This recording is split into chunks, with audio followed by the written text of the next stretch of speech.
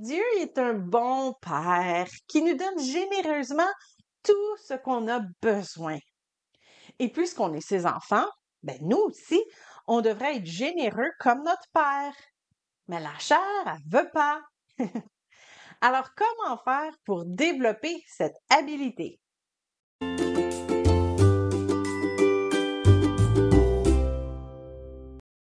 Dans le livre d'Exode, les chapitres 35 et 36, on lit comment les artisans se sont procurés le matériel nécessaire pour construire le sanctuaire. Ils avaient comme tâche de produire une immense tente faite de tissus raffinés, des meubles faits d'un bois bien particulier et recouverts d'or, et aussi les vêtements sacerdotaux brodés de pierres précieuses. Mais rappelons-nous ici, là, d'où est-ce qu'ils venaient les Israélites? Ils venaient à peine de sortir d'Égypte.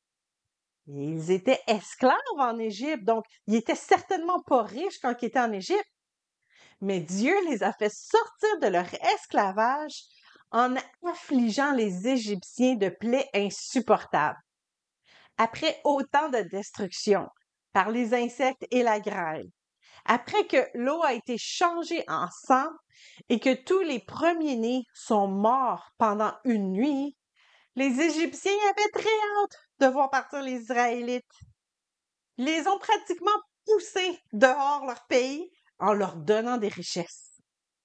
Les Israélites se conformèrent aux indications de Moïse et demandèrent aux Égyptiens des objets en argent et en or ainsi que des vêtements. L'Éternel gagna au peuple la faveur des Égyptiens, qui répondirent positivement à leurs demandes. Ils dépouillèrent ainsi les Égyptiens. Exode 12, 35 et 36. Bref, tout ce que les Israélites ont donné aux artisans pour la construction du sanctuaire venait des Égyptiens. C'est beaucoup moins difficile de donner ce que nous, on a reçu en cadeau. Hein? Quand on travaille pour un salaire, on se met à considérer ce salaire comme un dû. Et ça devient difficile d'en donner une partie. Tu sais, on a tellement travaillé fort pour ça. Mais quand on considère nos possessions comme un cadeau, là, c'est plus facile d'être généreux. Donc, comment faire pour développer l'habilité à être généreux? C'est simple, en considérant que tout ce qu'on a est un cadeau de Dieu et non un acquis. Vous recevez un salaire de votre travail. Oui. Mais qui vous a donné l'habilité de faire ce travail? C'est Dieu, bien sûr. Et qui a ouvert les portes vers cet emploi? C'est Dieu. Notre Céleste utilise cet emploi pour pourvoir à vos besoins. Mais on sait très bien qu'il pourrait utiliser toutes sortes d'autres moyens pour pourvoir à vos besoins. Donc, on n'est pas dépendant de cet emploi, on est dépendant de Dieu. D'ailleurs, à notre emploi, on ne sert pas notre employeur, mais on sert Dieu, non?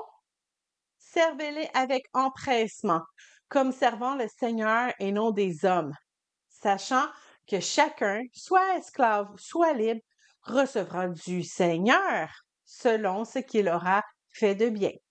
Éphésiens 6, 7 et 8.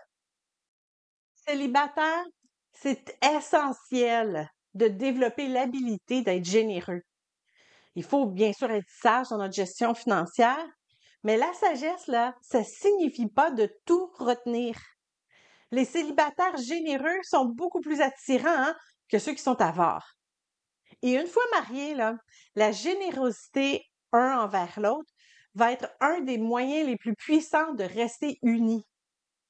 On le dit souvent, c'est les problèmes financiers qui brisent le plus souvent les mariages. Donc, apprendre à bien gérer ses avoirs et à dépendre de Dieu dans ce domaine, c'est un atout essentiel à un futur mariage heureux. En fait, Dieu nous demande de considérer tout ce qu'on a comme un cadeau venant de lui pour qu'on n'ait pas de problème ou pas de difficulté à lui redonner le temps voulu. Par exemple, si on considère même notre mariage comme un dû, Tu sais, qu'après avoir fait autant d'efforts, là, on a fini par le trouver, notre partenaire. Ben, on va peut-être avoir de la difficulté à remettre notre mariage dans les mains de Dieu et à le servir avec notre partenaire. C'est la même chose avec nos enfants, avec nos projets, bien sûr, avec notre ministère. Si, par exemple, on croit que c'est nos efforts qui nous ont conduits à être un bon leader de louange, ben, on va essayer de garder la gloire pour nous-mêmes. Mais si on reconnaît que notre talent vient de Dieu, que c'est Dieu qui a permis qu'on puisse pratiquer autant, ben, on n'aura pas de difficulté à lui redonner la gloire. Donc, comment faire pour être généreux? Ben, en reconnaissant que tout ce qu'on a vient de Dieu.